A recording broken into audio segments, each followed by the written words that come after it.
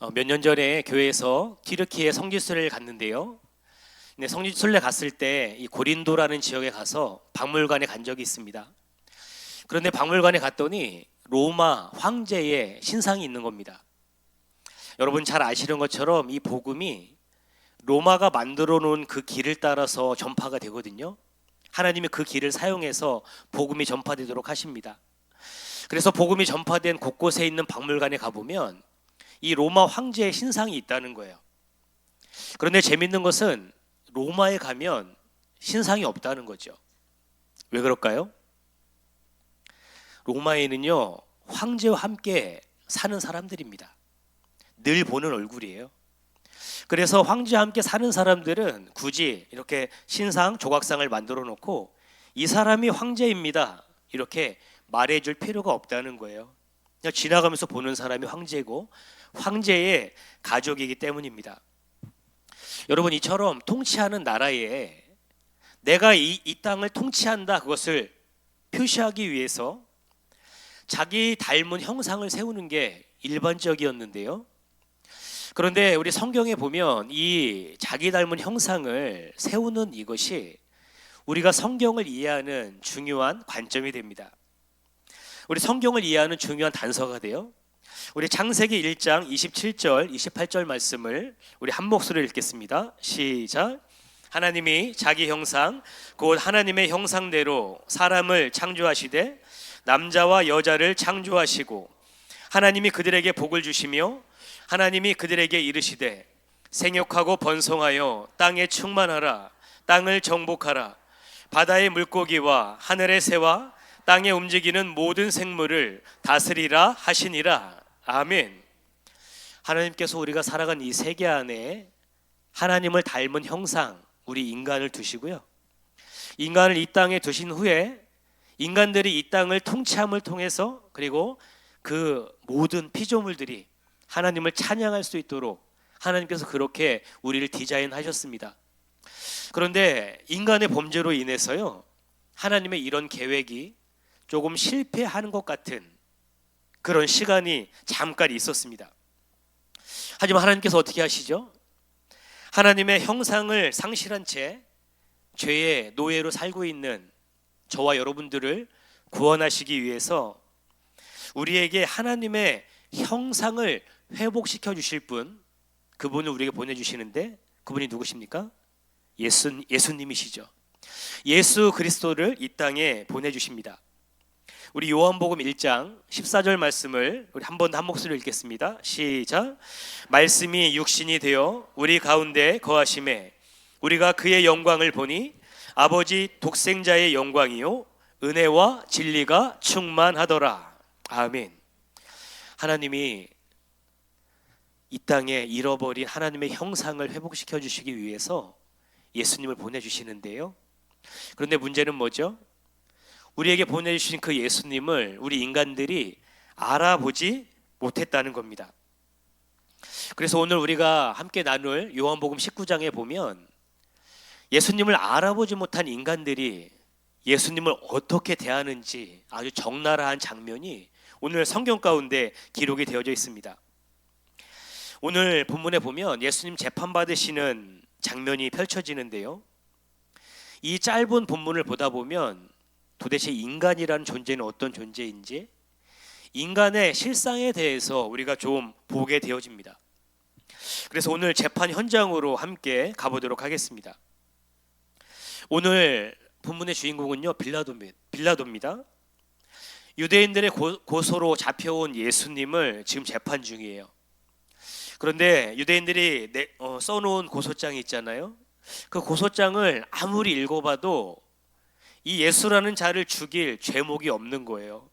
잡혀오긴 했는데 죄목을 아무리 봐도 이 사람이 도대체 뭘 잘못했고 정말 이것이 죽일 만한 죄인지 그것을 알 수 없더라는 거죠.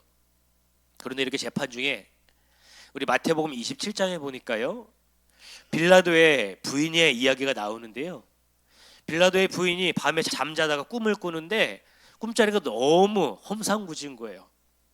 그래서 사람을 보내서 빌라도에게 뭐라고 말하냐면, 내가 어젯밤에 이상한 꿈을 꿨으니 당신은 절대로 저 예수라는 자에 대해서 해하면 안 된다고.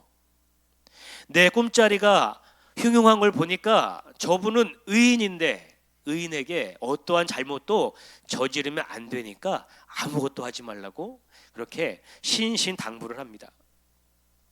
그래서 부인 말을 잘 듣잖아요, 남자들이. 그래서 빌라도가요, 이 말을 잘 듣고 그러면 그냥 내보내주긴 좀 그렇고 유월절 특사, 특사 아시죠? 우리 광복절 특사, 뭐 3.1절 특사 이런 거 있잖아요. 특사 형식으로 예수란 자를 좀 내보내야 되겠다, 그렇게 마음을 먹고 유대인들에게 묻는 겁니다. 유대인의 왕 예수냐 아니면 바라바냐, 둘 중에 누구를 풀어주랴, 이렇게 유대인들에게 묻는 거지요. 그때 이스라엘 사람들, 유대인들이 뭐라고 대답합니까? 바라바입니다. 우리는 바라바가 풀려나기를 원한다고. 전혀 생각지 못한 대답을 이 유대인들이 하는 겁니다. 그래도 아무리 그래도 그죠? 고소장에 죄목이 없는데 이 사람을 죽인다는 게 말이 되지 않기 때문에 어떻게 할까 하다가 다시 예수님을 끌고 나가서 예수님에게 자색 옷을 입히고요, 가시 면류관을 씌우고 채찍질하면서 무시무시한 신문을 가하기 시작해요. 그러면서 거의 알아볼 수 없을 정도로 피투성이가 된 예수님을 끌어다가 유대인들에게 보여주면서 이렇게 말해요. 보라, 이 사람이로다. 보라, 이 사람이로다. 여러분, 이게 무슨 뜻일까요?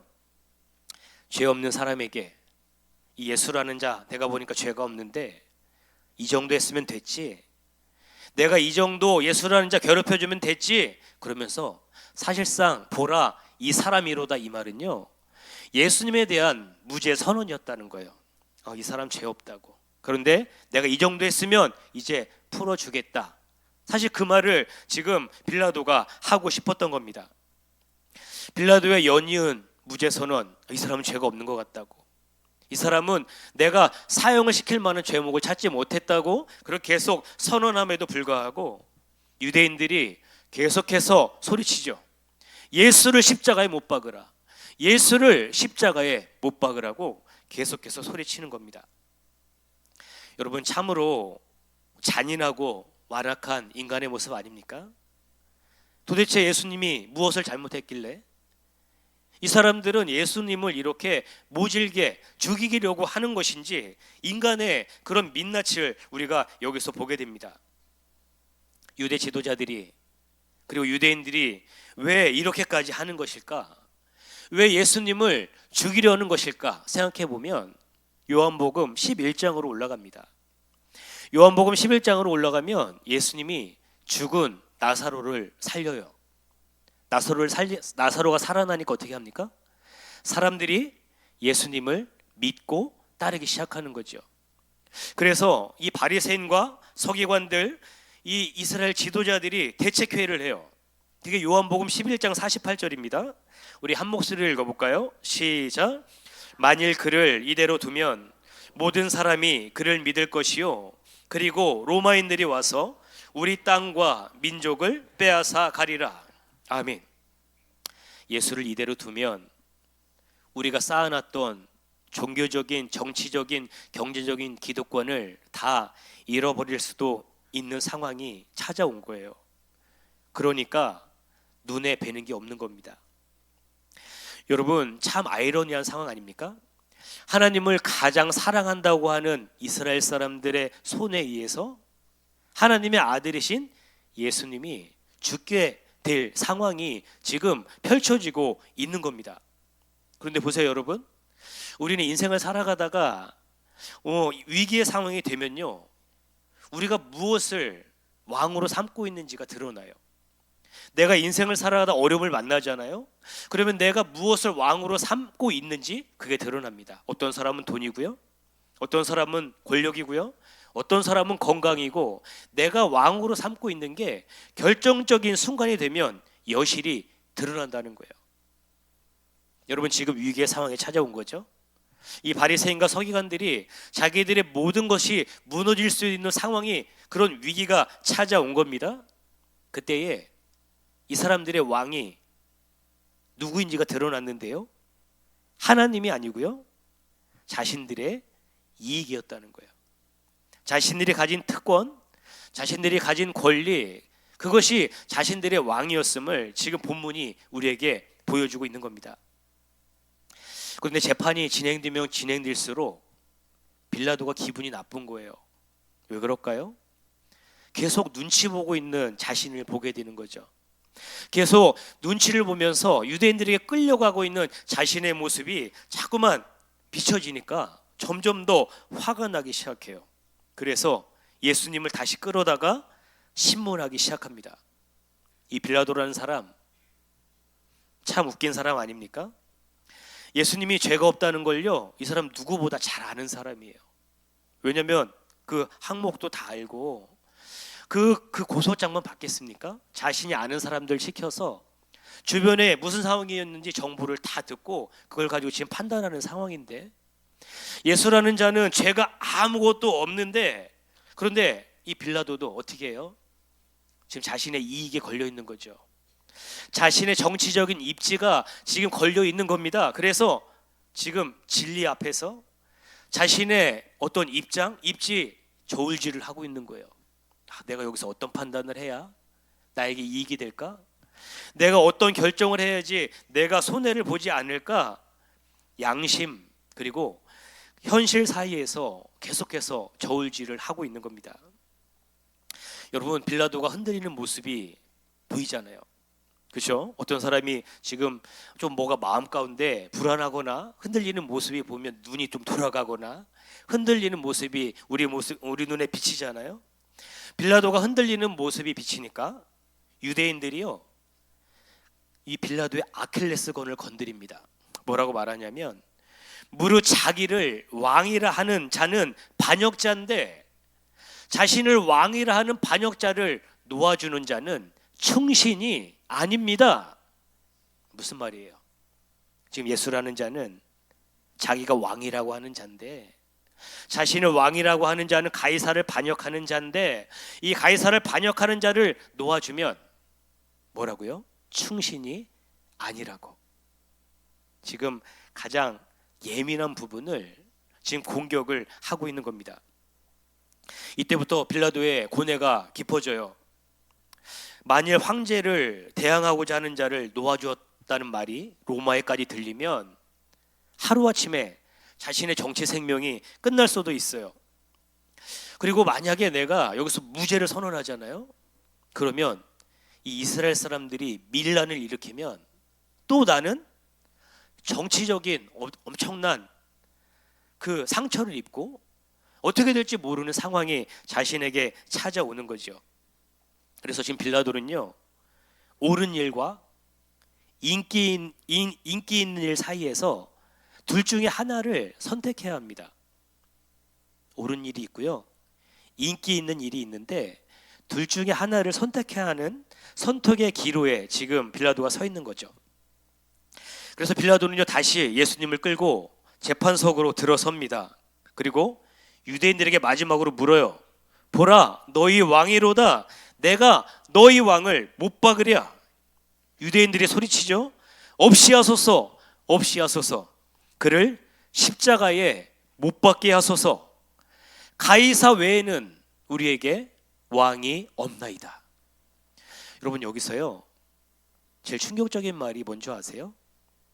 가이사 외에는 왕이 없나이다. 한번 따라해 보세요. 가이사 외에는 우리에게 왕이 없나이다. 여러분, 이게 왜 충격적인 줄 아세요? 이 하나님을 섬기는 대제사장들, 하나님을 누구보다 사랑한다고 하는 바리새인들, 누구보다 하나님을 섬긴다고 하는 이 유대인들, 이들은요, 뭘 말해야 되는 사람이냐면, 우리는 하나님이 우리의 왕이시라고, 우리에게는 어떤 사람의 왕도 없고 우리는 하나님 한 분만 왕으로 섬기며 살아가는 사람들이라고 가르치는 사람들이에요. 그런데 이 사람들이요, 뭐라고 하고 있는 겁니까? 자신의 이익이 걸려서 자신이 어떤 위기 상황 앞에 서게 되니까 뭐라고 가르쳐요? 가이사 외에는 우리에게 왕이 없습니다.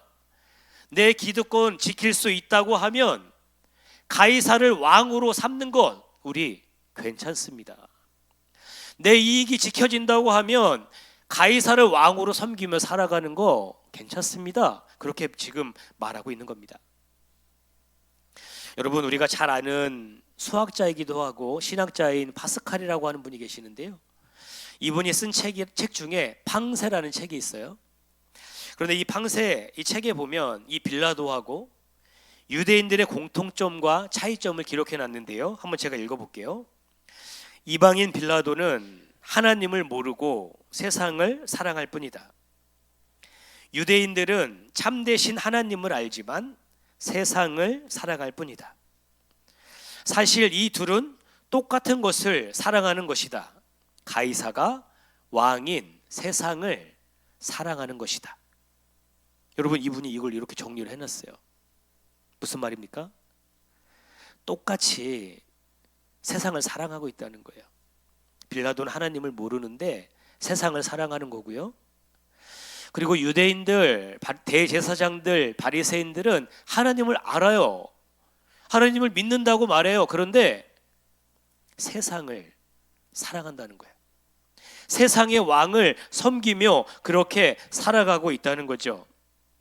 그래서 결국 어떻게 됩니까? 자신들의 현실적인 이익을 지켜내기 위해서 진짜 왕이신 예수님께 결국 사형 선고를 내리는 그런 극악무도한 일을 이들이 저지르고 맙니다. 여러분, 오늘 본문 15절에 성경 전체를 관통하는 주제가 나오는데요. 가이사 외에는 우리에게 왕이 없나이다. 사실 이것이 성경 전체의 주제와 맞닿아 있어요. 한번 따라해 보세요. 예수님은 우리의 왕이 되길 원하신다는 것. 한 번 더요. 예수님은 우리의 왕이 되길 원하신다는 것. 그러나 우리는 예수님이 왕 되기를 원치 않는다는 것. 여러분, 이게 성경 전체를 관통하는 주제예요. 예수님은 우리의 왕이 되길 원하세요. 그런데 문제는 뭐예요? 우리는 예수님이 왕 되기를 원치 않는다는 겁니다. 예수님이 우리의 왕이 되기를 원치 않기 때문에 어떻게 됩니까? 세상의 왕인 가이사 뒤에 숨는 거예요. 왜냐하면 예수님을 왕으로 삼으면 손해보는 것이 너무 많아지는 것 같으니까요. 그 현실적인 이익 앞에서 가이사 뒤에 숨는 그런 모습들이 우리 가운데 나타나게 된다는 겁니다. 여러분, 예수님이 우리의 왕 되심을 거부할 뿐만 아니라 하나님의 형상을 회복시키기 위해 오신 예수님을 조롱하고 채찍질하면서 그분을 십자가에 못 박으라고 지금 사람들이 요구를 하고 있는 겁니다. 여러분, 오늘 본문이 우리에게 주는 교훈이 바로 이거예요. 여러분의 왕자에는 누가 앉아 있느냐는 겁니다. 여러분 마음 가운데 가장 중심에 내 삶을 움직여가는 왕이 있거든요. 여러분의 왕좌에는 누가 앉아 있느냐, 그것을 오늘 본문이 우리에게 말을 해주고 있는 겁니다. 여러분, 최근 한국 영화에 1,500만을 돌파한 영화가 있어요. 뭐예요? 네, 왕과 사는 남자. 네, 한 3분의 2 정도는 보신 것 같아요. 네, 왕과 사는 남자. 네, 그 영화가 요즘에 인기입니다. 조선시대 단종 아시죠? 단종에게 일어났던 역사적인 비극, 그것을 배경으로 그렇게 만들어진 영화예요. 그런데 보시면 저 왕과 옆에 있는 촌장인데요. 강원도 영월의 한 시골 촌장이 자신의 동네 발전을 위해서요, 죄인을 유배하는 거, 어떤 동네가 죄인 유배했다가 아주 잘 살게 되었다는 소문을 듣고요, 자신의 동네에도 잘 살기 위해서 죄인 유배 유치를 해야 되겠다 하고 유치에 성공을 합니다. 근데 유치에 성공을 해서 어떤 어린 아이가 와가지고 군사들이 지키면서 그렇게 생활하고 있는 거, 근데 좀 그냥 무심코 별거 아니라고 생각을 했어요. 그래서 그냥 죄인이겠거니 하고 때로는 무례하게 굴기도 하고요. 때로는 대수롭지 않게 여기면서 그렇게 지내왔어요. 그러다가 자신의 마을에 온 저기 유배에 온 저 사람이 이 나라의 왕이라는 사실, 이 나라의 임금이라는 사실을 알게 된 다음부터 동네 사람들이 완전히 달라지기 시작했어요. 불편한 거예요. 그냥 밥을 계속해서 잘 해가긴 했는데 이 왕에게 줄 밥을 도대체 어떻게 해야 되는지 고민하기 시작하고요. 그가 왕이라는 사실을 알게 된 이상 어떻게 말해야 되는지 말투도 신경 쓰고 태도도 신경 쓰면서, 여러분, 왕과 함께 산다는 것이 무엇인지 이 사람들이 그 영화에서 조금 체험하더라고요. 사랑하는 성도 여러분, 이거 화면 넘겨주세요. 이것만 보고 계시는 것 같아요. 여러분, 왕과 함께 산다는 거는 바로 이런 거예요. 이런 거예요. 여러분, 오늘 본문의 유대인들은요, 가이사 외에는 우리에게 왕이 없다고 외쳤어요. 그들은 자기에게 찾아오신 참된 왕인 예수님을 알아보지 못했습니다. 여러분, 알아보지 못한 정도가 아니라 어떻게 해요? 그분을 십자가에 못 박으로 하면서 결국에는 그분을 십자가에 죽도록 내버려 두는 일을 그들이 하게 되죠. 여러분, 인간 왕을 알아봤던 그 강원도 영월의 광천골이라고 하는데, 그곳에 있는 사람들도 인간 왕을 알아보고 이렇게 완전히 달라지는데요. 우리에게 오신 왕, 우리에게 진짜 왕으로 오신 예수님을 알고 있는 저와 여러분들, 이 사순절을 지나가면서 그 예수님 앞에서 살아가는 여러분들의 삶은 어떻게, 무엇이 달라지고 있는지 한번 생각해 볼 수 있기를 바랍니다. 여러분, 왕이신 예수님과 함께 산다는 거, 내가 왕과 사는 사람이라는 거, 그걸 아는 게 얼마나 귀한 것인지 우리 이 사순절 기간에 한번 새겨볼 수 있기를 주님의 이름으로 축복합니다. 사랑하는 성도님들, 오늘은 종려주일이에요. 그리고 내일부터는 우리를 위해서 일주일 동안 예수님께서 어떤 고난을 당하셨는지를 묵상하는 고난 주간입니다. 여러분, 예수님 십자가 지고 가시는 그 사랑을 잠잠히 한 주 동안 잘 묵상할 수 있기를 바랍니다.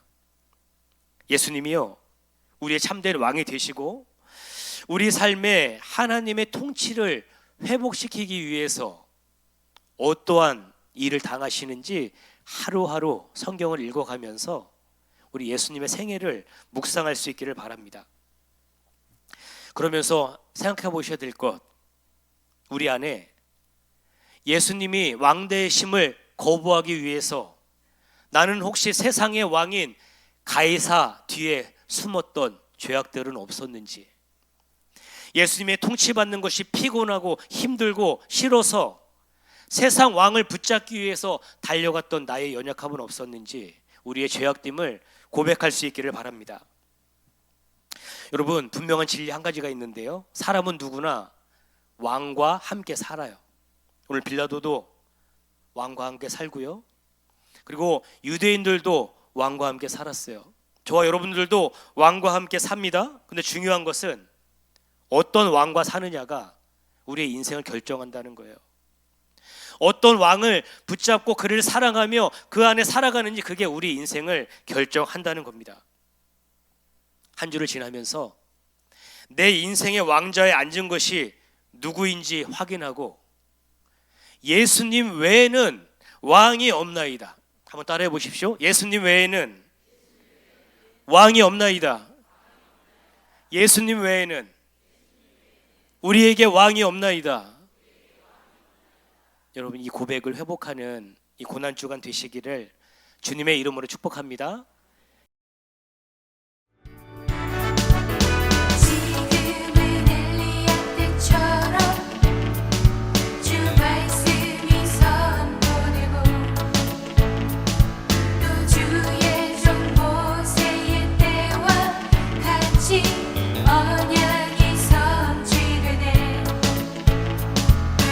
전쟁과 기근과 핍박, 환난 날이